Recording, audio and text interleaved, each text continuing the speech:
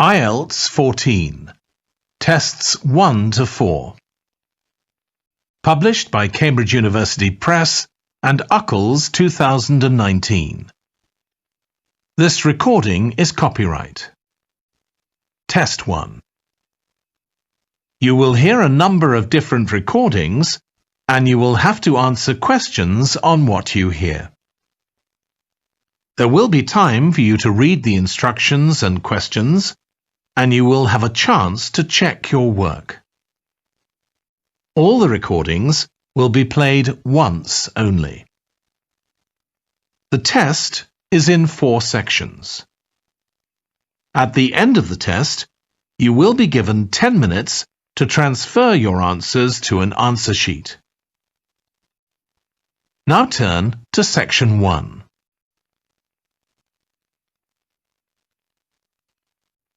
Section 1.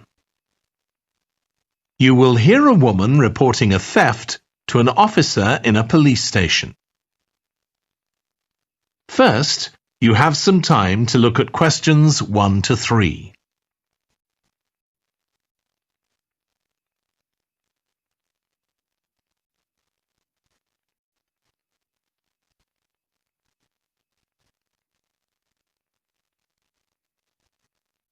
You will see that there is an example that has been done for you. On this occasion only, the conversation relating to this will be played first. Good morning. What can I do for you? I want to report a theft. I had some things stolen out of my bag yesterday. I'm sorry to hear that. Right, so I'll need to take a few details. Can I start with your name? Louise Taylor. The woman's name is Louise Taylor. So Taylor has been written in the space. Now we shall begin. You should answer the questions as you listen because you will not hear the recording a second time. Listen carefully and answer questions 1 to 3. Good morning. What can I do for you? I want to report a theft. I had some things stolen out of my bag yesterday. I'm sorry to hear that. Right, so I'll need to take a few details. Can I start with your name? Louise Taylor. Okay, thank you. And are you resident in the UK? No, I'm actually Canadian, though my mother was British. And your date of birth? December 14th, 1977. So you're just visiting this country? That's right. I come over most summers on business. I'm an interior designer, and I come over to buy old furniture, antiques, you know? There are some really lovely things around here, but you need to get out to the small towns. I've had a really good trip this year, until this happened. Okay. So you've been here quite a while? Yes, I'm here for 2 months. I go back next week. So, may I ask where you're staying now? Well, at present, I've got a place at Park Apartments. That's on King Street.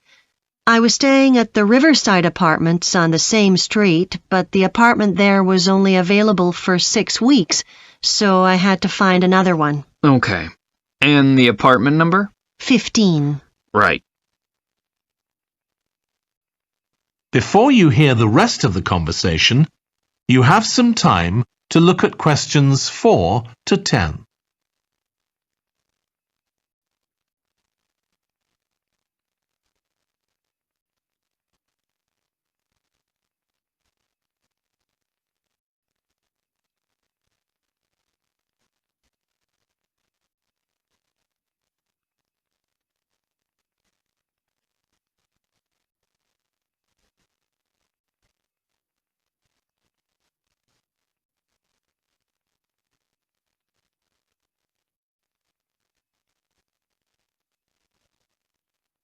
Now listen and answer questions 4 to 10. Now, I need to take some details of the theft. So, you said you had some things stolen out of your bag? That's right. And were you actually carrying the bag when the theft took place? Yes. I really can't understand it. I had my backpack on, and I went into a supermarket to buy a few things, and when I opened it up, my wallet wasn't there. And what did your wallet have in it? Well, fortunately, I don't keep my credit cards in that wallet. I keep them with my passport in an inside compartment in my backpack, but there was quite a bit of cash there, about £250 sterling, I should think. I withdrew £300 from my account yesterday, but I did a bit of shopping, so I must have already spent about £50 of that. Okay. At first I thought, oh, I must have left the wallet back in the apartment. But then I realized my phone had gone as well. It was only a week old, and that's when I realized I'd been robbed. Anyway, at least they didn't take the keys to my rental car. Yes. So you say the theft occurred yesterday? Yes. So that was September the 10th? And do you have any idea at all of where or when the things might possibly have been stolen? Well, at first I couldn't believe it because the bag had been on my back ever since I left the apartment after lunch. It's just a small backpack, but I generally use it when I'm traveling because it seems safer than a handbag. Anyway, I met up with a friend, and we spent a couple of hours in the museum.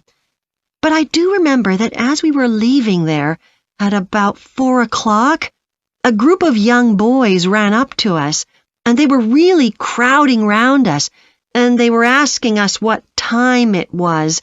Then, all of a sudden, they ran off. Can you remember anything about them? The one who did most of the talking was wearing a T-shirt with a picture of something. Let's see. A tiger. Right. Any idea of how old he might have been? Around 12 years old? And can you remember anything else about his appearance? Not much. He was quite thin. Color of hair? I do remember that.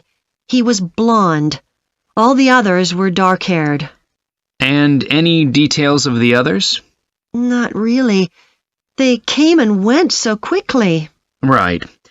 So, what I'm going to do now is give you a crime reference number so you can contact your insurance company. So, this is 10 digits. 87954 82361. Thank you.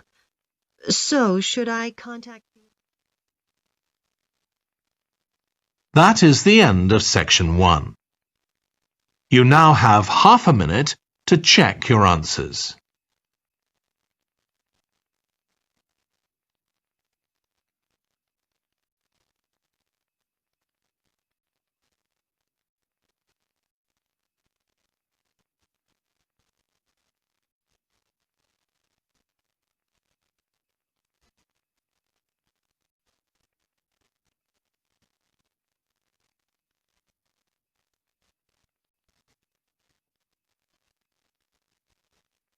Now turn to section 2.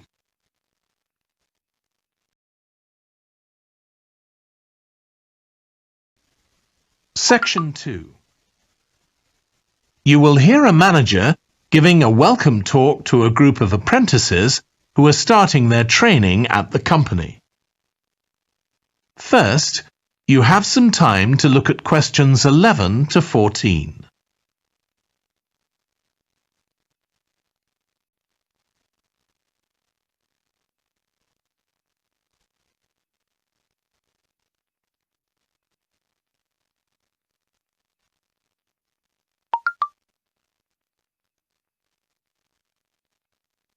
Now listen carefully and answer questions 11 to 14.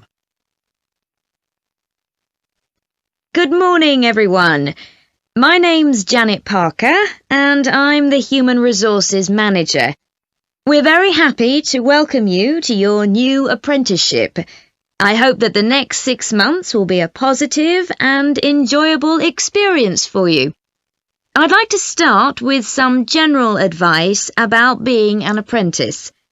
Most of you have very little or no experience of working for a big organisation, and the first week or so may be quite challenging.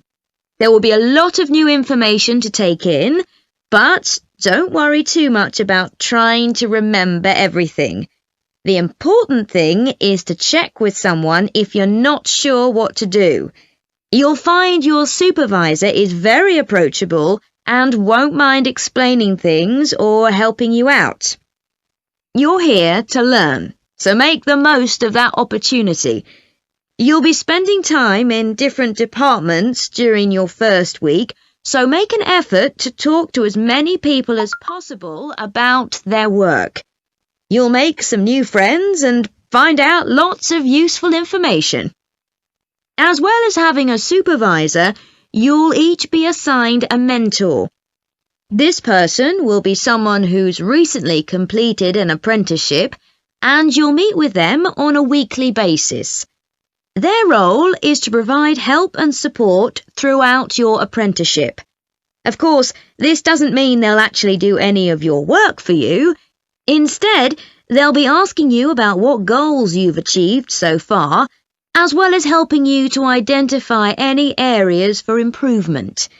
You can also discuss your more long-term ambitions with them as well. Before you hear the rest of the talk, you have some time to look at questions 15 to 20.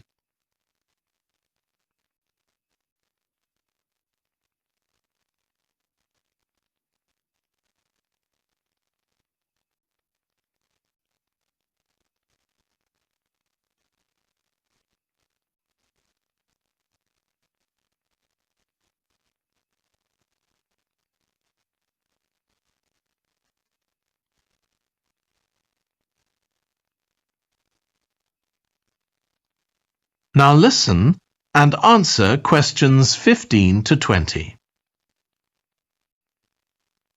Now, I just want to run through a few company policies for our apprenticeship scheme with you. Most importantly, the internet. As part of your job, you'll be doing some research online, so obviously you'll have unlimited access for that. But please don't use it for personal use. You'll have your own phones for that. Some of you have already asked me about flexible working. After your probationary 3-month period, some of you will be eligible for this, but it will depend on which department you're in and what your personal circumstances are, so please don't assume you'll automatically be permitted to do this. I want to make sure there's no confusion about our holiday policy. Apart from any statutory public holidays, we ask that you don't book any holidays until after your 6-month apprenticeship has finished. Time off should only be taken if you are unwell. Please speak to your supervisor if this is going to be a problem. You'll be expected to work a 40-hour week, but there may be opportunities to do overtime during busy periods. Although you're not required to do this, it can be a valuable experience, so we advise you to take it up if possible. Obviously, we understand that people do have commitments outside work, so don't worry if there are times when you are unavailable. As you know, we don't have a formal dress code here. You may wear casual clothes as long as they're practical. And the only restriction for shoes we have is on high heels for health and safety reasons. Comfortable shoes like trainers are preferable. There's a heavily subsidised canteen on site where you can get hot meals or salads cheaply. Snacks and drinks are also provided, so we've decided to introduce a no-packed lunch policy. This is partly to encourage healthy eating at work and partly to stop people from eating at their workstation, which is unhygienic. Okay, moving on to... That is the end of section 2. You now have half a minute to check your answers.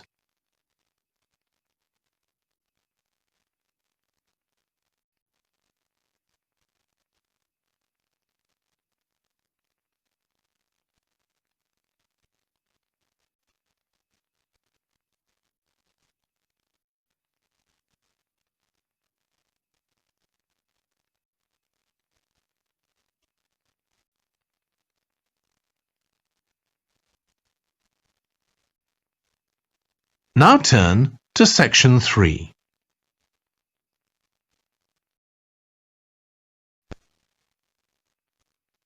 Section 3. You will hear two urban planning students, called Carla and Rob, discussing their presentation on cities built by the sea, following instructions from their tutor. First, you have some time to look at questions 21 to 25.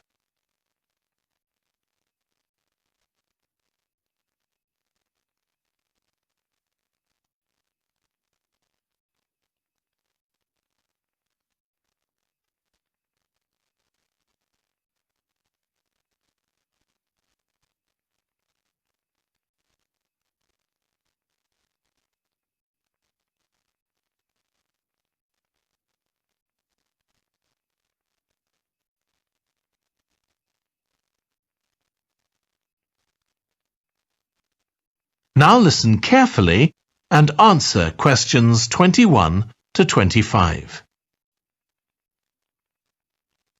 Okay, so what I'd like you to do now is to talk to your partner about your presentations on urban planning. You should have done most of the reading now, so I'd like you to share your ideas and talk about the structure of your presentation and what you need to do next. OK, Rob, I'm glad we chose quite a specific topic, cities built next to the sea. It made it much easier to find relevant information. Yeah, and cities are growing so quickly. I mean, we know that more than half the world's population lives in cities now. Yeah, though that's all cities, not just ones on the coast. But most of the biggest cities are actually built by the sea. I'd not realised that before. Nor me. And what's more, a lot of them are built at places where rivers come out into the sea, but apparently this can be a problem. Why? Well, as the city expands, agriculture and industry tend to spread further inland along the rivers, and so agriculture moves even further inland up the river. That's not necessarily a problem, except it means more and more pollutants are discharged into the rivers. So these are brought downstream to the cities? Right. Did you read that article about Miami on the east coast of the USA? No. Well, apparently back in the 1950s, they built channels to drain away the water in case of flooding. Sounds sensible. Yeah, they spent quite a lot of money on them, but what they didn't take into account was global warming. So they built the drainage channels too close to sea level, and now sea levels are rising, they're more or less useless. If there's a lot of rain, the water can't run away. There's nowhere for it to go. The whole design was faulty. So what are the authorities doing about it now? I don't know. I did read that they're aiming to stop disposing of wastewater into the ocean over the next 10 years. But that won't help with flood prevention now, will it? No, really, they just need to find the money for something to replace the drainage channels in order to protect against flooding now. But in the long term, they need to consider the whole ecosystem. Right. Really, though, coastal cities can't deal with their problems on their own, can they? I mean, they've got to start acting together at an international level instead of just doing their own thing. Absolutely. The thing is, everyone knows what the problems are, and environmentalists have a pretty good idea of what we should be doing about them, so they should be able to work together to some extent. But it's going to be a long time before countries come to a decision on what principles they're prepared to abide by. Yeah, if they ever do. Before you hear the rest of the discussion, you have some time to look at questions 26 to 30.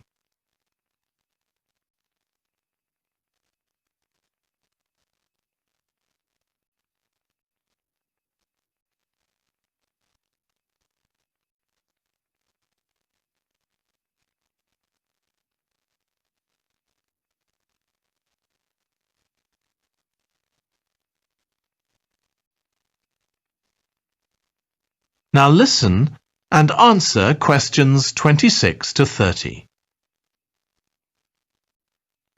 So, I think we've probably got enough for our presentation. It's only 15 minutes. OK, so I suppose we'll begin with some general historical background about why coastal cities were established.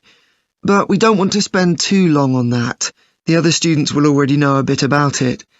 It's all to do with communications and so on. Yes. We should mention some geographical factors, things like wetlands and river estuaries and coastal erosion and so on. We could have some maps of different cities with these features marked. On a handout, you mean? Or some slides everyone can see? Yeah, that'd be better.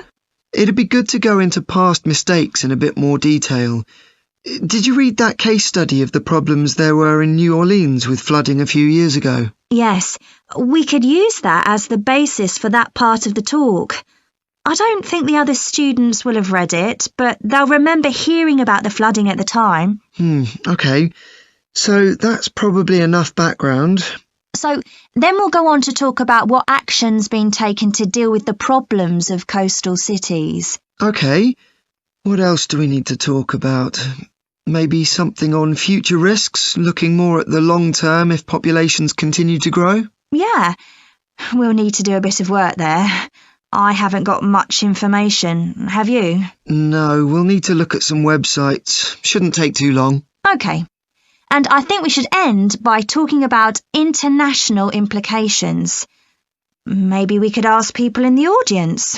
We've got people from quite a lot of different places. That'd be interesting, if we have time, yes. So now, shall we go on? That is the end of section 3. You now have half a minute to check your answers.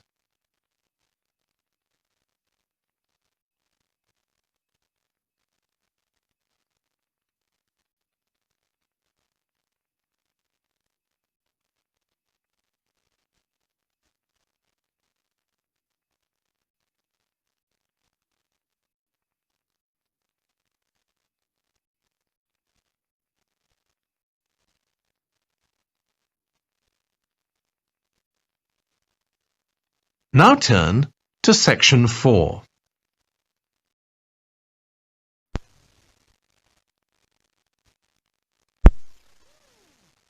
You will hear part of a lecture on renewable energy that uses the power of the sea. First, you have some time to look at questions 31 to 40.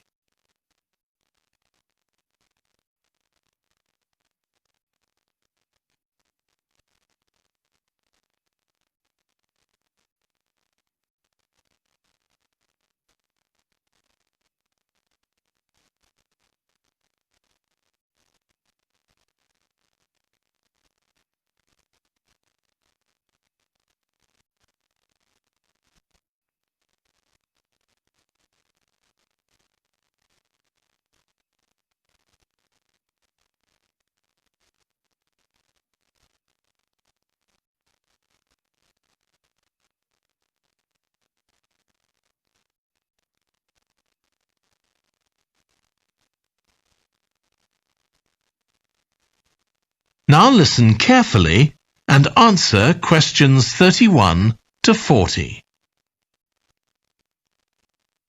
Producing enough energy to meet our needs has become a serious problem. Demand is rising rapidly because of the world's increasing population and expanding industry.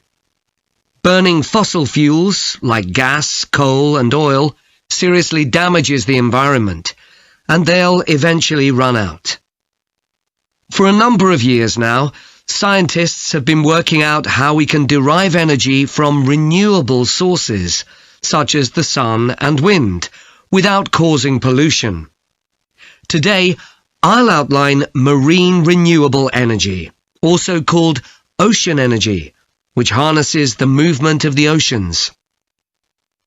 Marine renewable energy can be divided into 3 main categories: wave energy, tidal energy, and ocean thermal energy conversion. And I'll say a few words about each one. First, wave energy. Numerous devices have been invented to harvest wave energy, with names such as Wave Dragon, the Penguin, and Mighty Whale. And research is going on to try and come up with a really efficient method. This form of energy has plenty of potential, as the source is constant, and there's no danger of waves coming to a standstill. Electricity can be generated using onshore systems, using a reservoir, or offshore systems. But the problem with ocean waves is that they're erratic, with the wind making them travel in every direction. This adds to the difficulty of creating efficient technology. Ideally, all the waves would travel smoothly and regularly along the same straight line. Another drawback is that sand and other sediment on the ocean floor might be stopped from flowing normally, which can lead to environmental problems.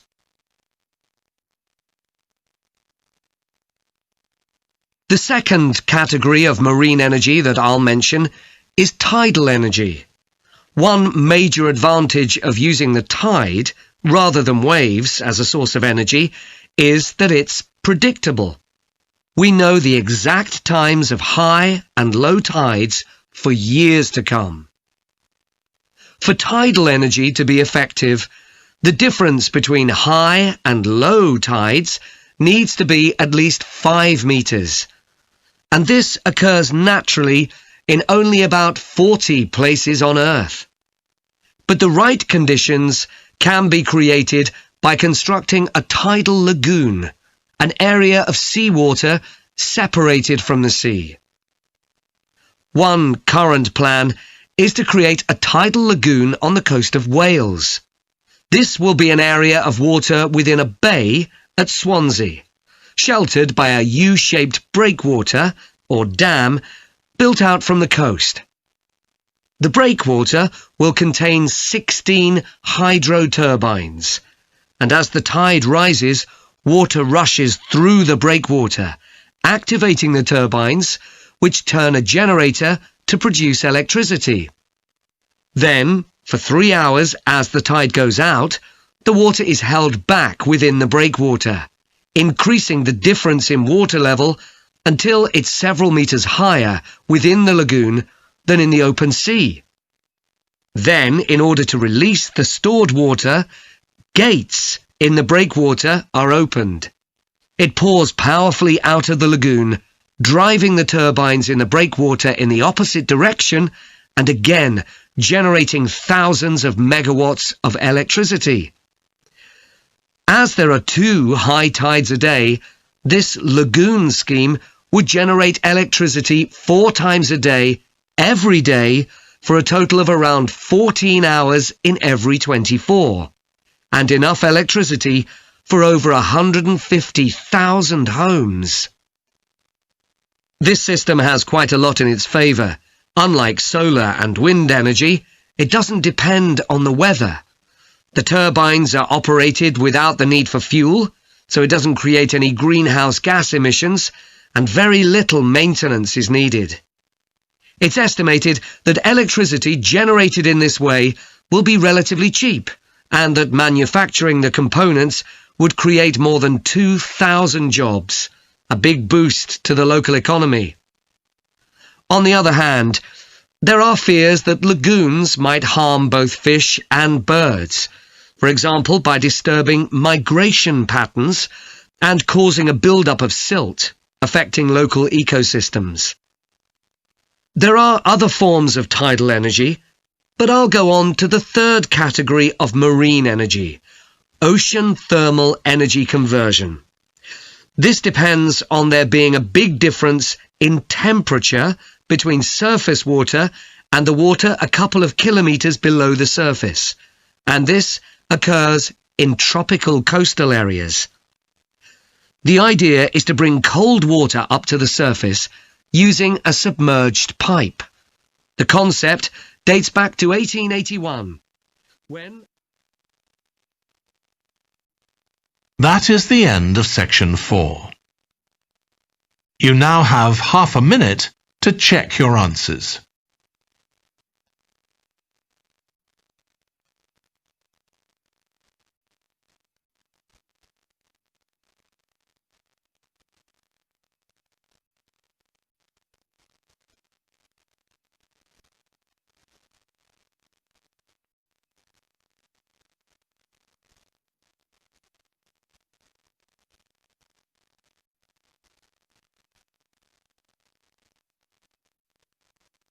That is the end of the listening test.